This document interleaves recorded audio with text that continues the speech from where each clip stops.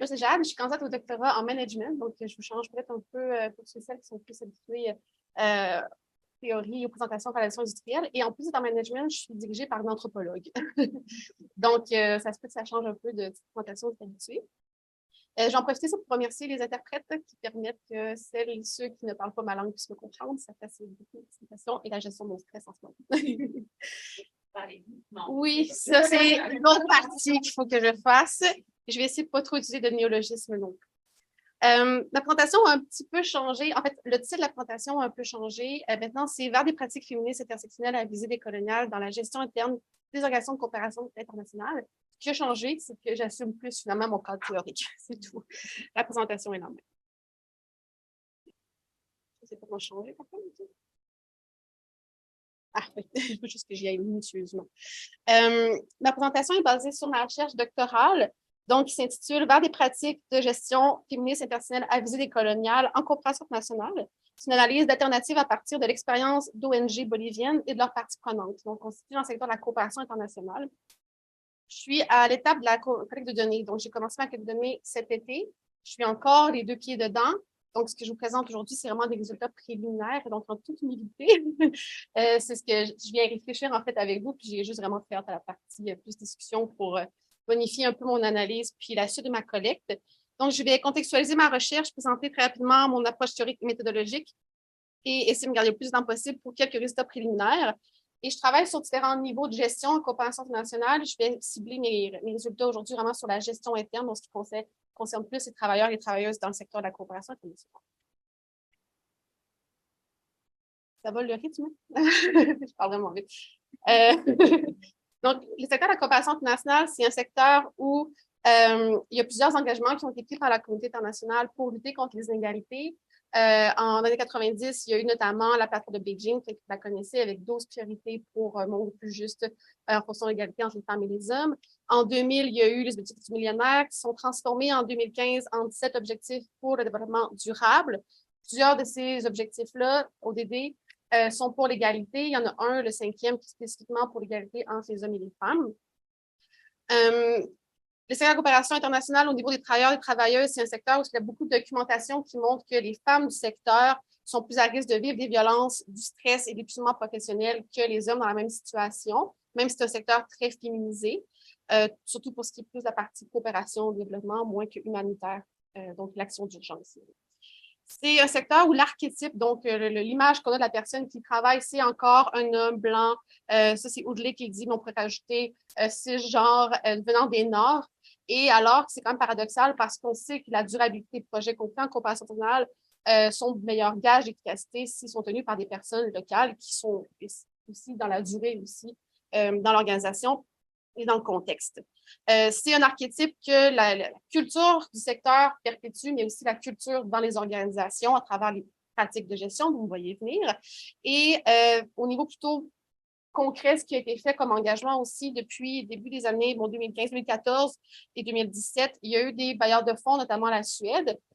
Il faut updater parce que la semaine passée, j'ai vu que la Suède allait peut-être se retirer, mais la Suède, le Canada, le Mexique et d'autres ont adopté des politiques étrangères ou d'aide internationale féministe, donc vraiment pour lutter à travers les programmes et les projets contre les inégalités. Après ça, la question est-ce qu'on y arrive et qu'est-ce qu'il y en est pour le monde qui travaille dans les organisations?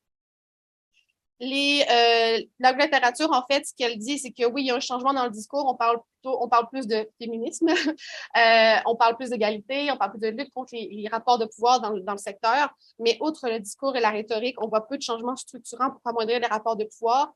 Il y a encore persistance des angles morts et des biais occidentaux. On voit encore l'obsession des systèmes d'oppression, donc le patriarcat, le colonialisme, le racisme notamment. Et des recherches, notamment Yang 2022, une recherche très, très récente, super intéressante, et qui dit justement qu'on a besoin d'études pour documenter les rapports de pouvoir inégalitaires envers les communautés, mais aussi entre les travailleurs et travailleuses du secteur, notamment par rapport aux travailleurs et travailleuses locaux. Parce qu'il y a beaucoup d'égalité aussi entre si on est travailleurs expatriés, j'aime pas beaucoup ce terme-là, en gros guillemets, et local. Donc voilà.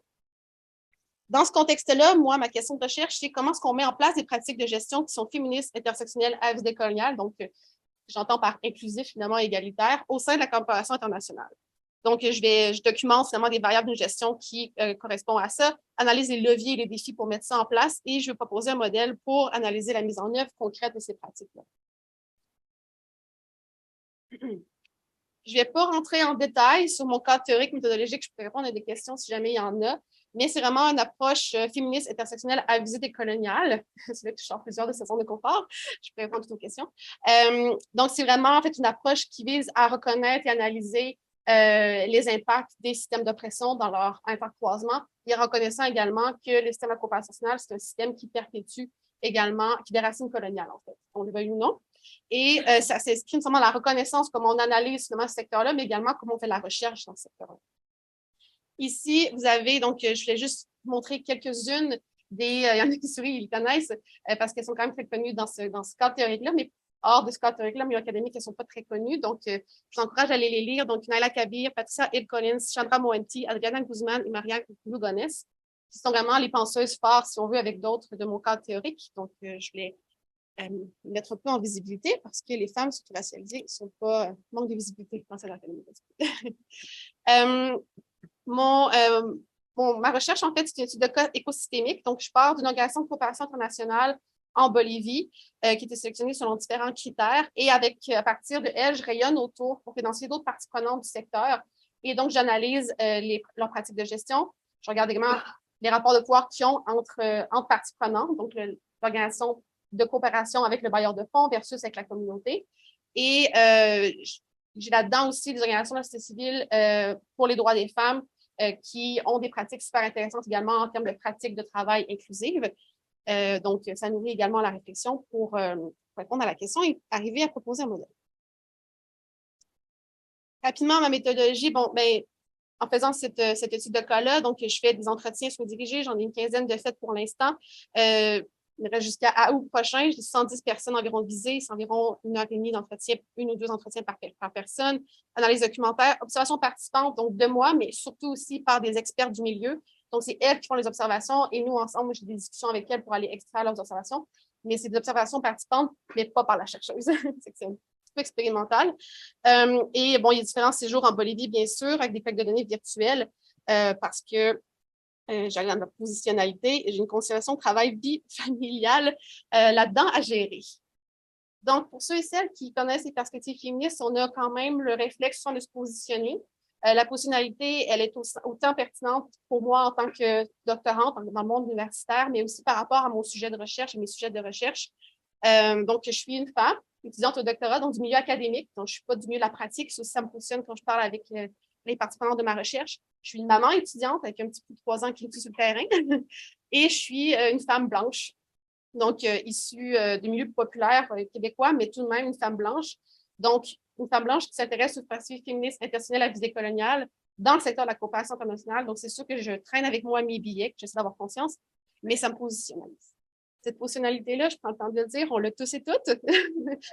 Donc, ça, c'est celle-là que j'aime tenter, c'est celle qui me suit à travers ma recherche puis qui me suit dans mon terrain puis dans l'analyse des résultats que je collecte.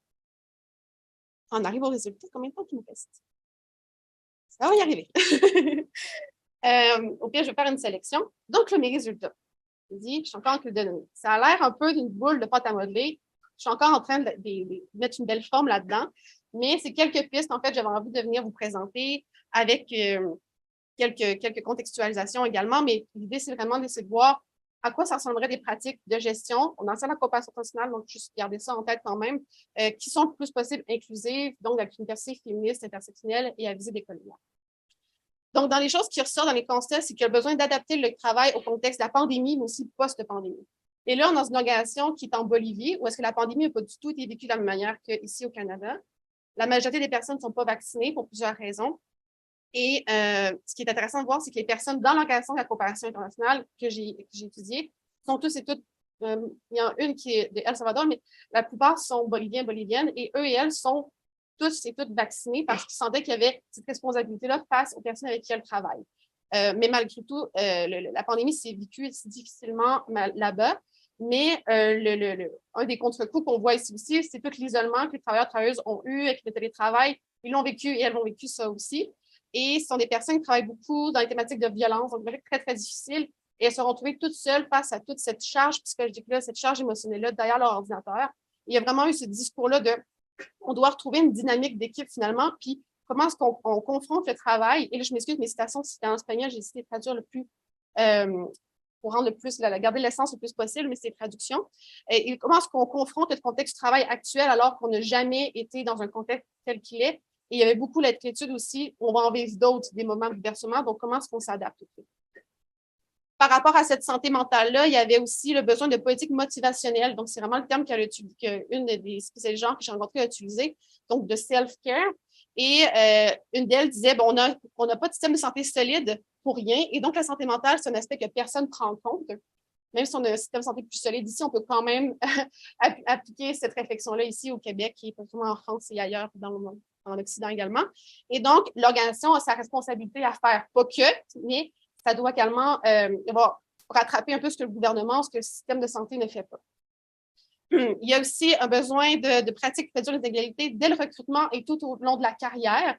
Et là, j'ai une anecdote. Ici, il me reste juste du temps pour ça. Je vais juste prendre le temps de m'en rester d'autres après, je vais vraiment dire. Il y a une des organisations de coopération qui se sont rendu compte qu'en Bolivie, en fait, il n'y a pas beaucoup de femmes qui ont permis de conduire. Puis, il y avait pour le poste l'exigence d'avoir un permis de conduire pour aller dans des communautés rurales pour faire les projets. Donc, ce qu'ils ont fait, c'est que on voit qu'il y a un blocage à l'entrée pour les femmes, celles qui ont les compétences, celles qui ont envie, qui ont l'expérience pour le faire, mais qui manquent juste le permis de conduire. On leur demande, tu as le poste si tu veux, est-ce que tu voudrais te former avant ton permis de conduire alors que tu es en emploi avec nous? Et plusieurs ont dit oui. Et ça, c'est une pratique qui a vraiment été, merci, reconnue comme étant source d'empowerment seulement pour les travailleuses. Par contre, l'organisation n'a pas été totalement cohérente parce que ça a été il y a 3 ans, ils ont mis ça en place et tout récemment, depuis quelques mois, en fait, ils ont décidé que des motos, ça serait plus efficace.